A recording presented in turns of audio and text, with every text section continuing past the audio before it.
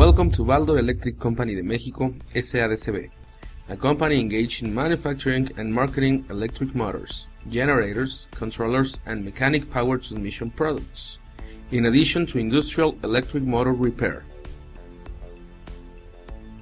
Our mission: to be the best, as determined by our clients, merchandisers, designers, and manufacturers of industrial electric motors, mechanic power transmission products, controllers, and generators. Drawing upon a culture of values, Baldor Electric Company de Mexico has established itself as a supplier's team because of the quality of its products, its services, and the people who work at the company. Baldor Electric Company de Mexico cares about maintaining safe conditions, facilities, and the proper equipment for each activity. This is why it is so important for us to achieve the highest level of safety for all of our processes. Our number one strategic goal is that all of us return home in the same condition that we arrived when our shift began. This is why we have to follow the general plan rules and the basic safety rules. All workers must register their entrance and exit at the electronic scanner, located at the security gate. All contractor personnel must register their entry and exit in the logbook established for such purpose.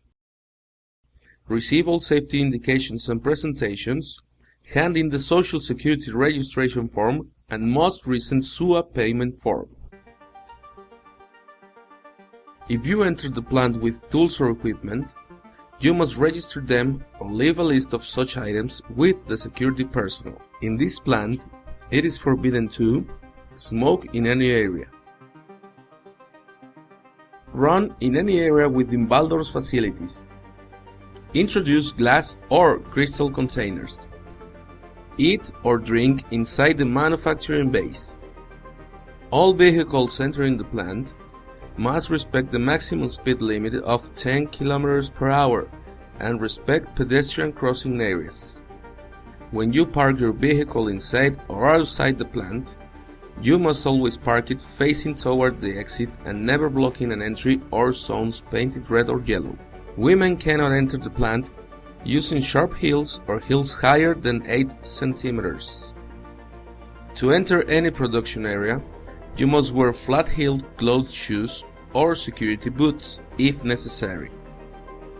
In all production areas, you must wear safety glasses and protective ear plugs. When walking inside the plant, be careful with the lifts and other vehicles that operate inside the base, and walk only on the designated walkways. Outside, you must always use the pedestrian walkways. When you first enter the plant, you must locate the meeting point, which is where we'll head immediately in the event of hearing the plant's emergency alarms. Within the facilities, locate the evacuation route on emergency exit or exits nearest your own location. Never obstruct an emergency exit with objects or furniture. Remember that they must remain clear of any obstruction. If there is a fire near the area where you are located, and you don't know how to work the extinguisher or a hydrant, don't try using them, as we could hinder the work of the emergency squad. Remember, to use an extinguisher, you need to know what type of fire it is, what you need to extinguish it, and also consider the direction of the wind. All places where extinguishers and hydrants are located must remain clear of any obstructions. There are first aid kits in all the bays. If you use one, report the material you used and the injuries which were tended to. Please report any injury, no matter how small. If any particle or chemical enters your eye, go to the eye wash station and let water flow over it for 15 minutes. Never scrub your eye and ask a doctor or nurse to take a look at it. If you don't feel well, you must notify your immediate supervisor right away. The company personnel working with you or the security staff will provide any necessary assistance. In this plant, you are not allowed to self-medicate. Always remember that when tending to an emergency, You must protect yourself from pathogenic blood-borne agents like AIDS and hepatitis B. Always use gloves, glasses, mouth covers when in contact with bodily fluids or blood. If you are going to work near machines, you must not use chain necklaces, bracelets, rings, watches, or ties. Lifts are only to be used by authorized personnel. Contractors must bring their own tools and ladders with them.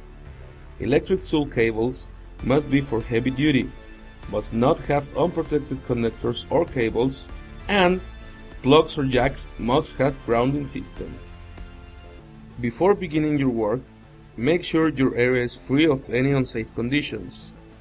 Check your tools, machinery protective guards, tool cords, sinks, hoists or tackles, hooks or hitches and ladders.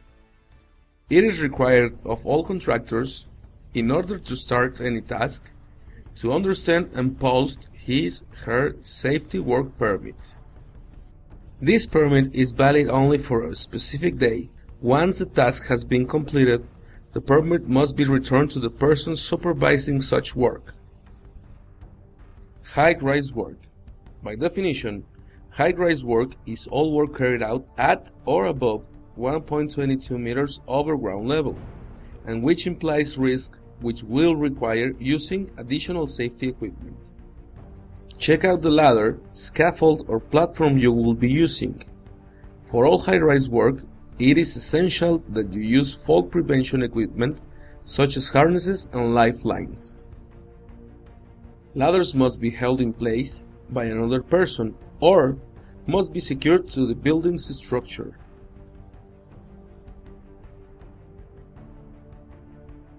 Hot work. When working with an open flame, check the area where you will be working before beginning your work. Remove, to the extent possible, all flammable and combustible materials located in the area. Remove all materials which could ignite, such as wood, cardboard, and plastic. When it's impossible to do so, protect them from any flame source sparks. Supply all necessary protections as a safeguard against any spark falling to levels below that on which you are working. Assign a person to guard against the presence of fire and seek help if necessary. Place an extinguisher in the area where you are working and check on the area for 30 minutes after you complete your work. Locate the nearest fire protection equipment such as hydrants and extinguishers. Working in confined spaces requires a safe work permit, which shall be valid for 8 hours. A new permit must be drafted for each shift or interrupted work. Before entering the confined space, all chemical, electric, pneumatic, thermal and/or mechanical risks and hazards must be de-energized or blocked. Before entering the confined space, the air must be checked in order to see if the quantity of oxygen is over 19.5% and less than 23.5%, in addition to making sure that the atmosphere is not flammable or explosive. There must be a rescue person or team stationed outside the confined space to notify any change in conditions, request assistance if necessary, rescue the personnel working inside the space, and provide necessary assistance. Excavation work. When working on excavations, you must seal off the area in order to prevent falls or injuries to persons in the trenches or sections in the area. Before carrying out any excavation work, manual excavation needs to be undertaken in order to find the location of electric and service lines. Power lines, water, air and/or gas pipes must be disconnected or blocked. The material that is dug up must be placed at least 1 meter from the edge of the excavation. Tags and locks. When machinery, equipment and processes need to be sealed off from any power source, locks and tags are required. Never start a machine when it has a notice from personnel working on it.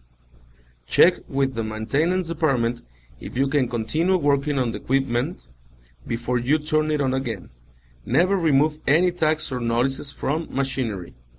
Only authorized personnel may block and connect the machines. When you use a blade or grinder, check that the stone and the protective guard are in the correct position. Don't forget to use your personal protective gear. Electrical tasks. Only maintenance personnel is authorized to make connections, disconnections, or any movements with respect to the electric boxes. Before making any connection, ask the maintenance staff. They will tell you the best suited place for your connections. Waste storage area.